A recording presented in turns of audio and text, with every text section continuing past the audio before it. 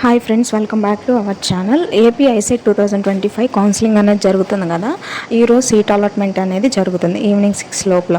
So first కౌన్సిలింగ్లో వచ్చిన seat అంటే కాలేజ్ ఇష్టం లేకపోతే, మీరు అనుకున్న కాలేజ్ రాకపోతే సెకండ్ కౌన్సిలింగ్కి ఎలా ఎలిజిబుల్ అవుతారు అనేది ఈ వీడియోలో ఆ ప్రాసెస్ మొత్తం ఎక్స్ప్లెయిన్ చేస్తానన్నమాట.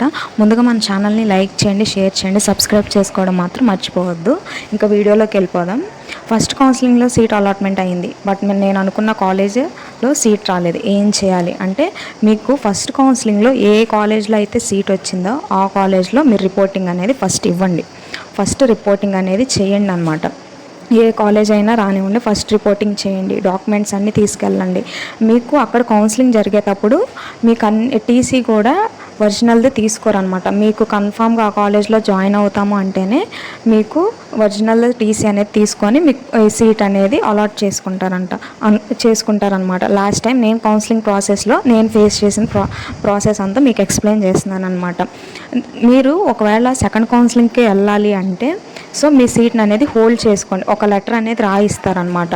లెటర్ అనేది రాయించి నార్మల్ జిరాక్స్ డాక్యుమెంట్స్ అనేవి సబ్మిట్ చేసుకుంటారనమాట. ఒరిజినల్ ఏం తీసుకోరు. ఒరిజినల్ అయితే తీసుకోరనమాట.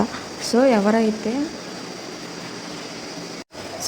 ఎవరికైతే మీరు అనుకున్న కాలేజ్లో సీట్ రాలేదో ఫస్ట్ కాలేజ్కి వెళ్ళి రిపోర్టింగ్ అనేది ఇవ్వండి. అక్కడ ఫ్యాకల్టీ వాళ్ళు మీకు ఏం ప్రాసెస్ చేయాలో చెప్తారు. మీ సీట్ని అనేది హోల్డ్లో పెడతారు. ఒక లెటర్ అనేది రాయించుకుంటారనమాట, సో అండ్ సో అని.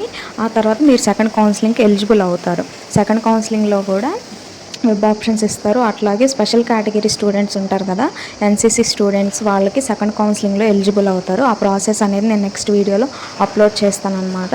లాస్ట్ వీడియోలో నేను ఏమేమి డాక్యుమెంట్స్ తీసుకెళ్ళాలి ఎలా జరిగిద్దో కూడా ఆ వీడియో చేశాను అనమాట. ఆ వీడియో కూడా ఒకసారి చూడండి. ఇంకా ఇది గైస్, మీకు అనుకున్న కాలేజ్లో సీట్ రాకపోతే మీరు సెల్ఫ్ రిపోర్టింగ్ ఇవ్వండి. ఏ కాలేజ్లో వస్తే ఆ కాలేజ్లో సెల్ఫ్ రిపోర్టింగ్ ఇవ్వండి.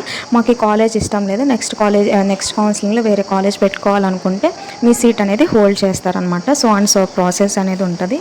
సో గైస్, వీడియో నచ్చింది అనుకుంటున్నాను. మీకు బెనిఫిట్గా ఈ వీడియో చేశాను అనుకుంటున్నాను. ఫర్దర్ వీడియోస్ కోసం ముందుగా మన ఛానల్ని లైక్ చేయండి, షేర్ చేయండి, సబ్స్క్రైబ్ చేసుకోవడం మాత్రం మర్చిపోవద్దు. Thank you guys for watching this video.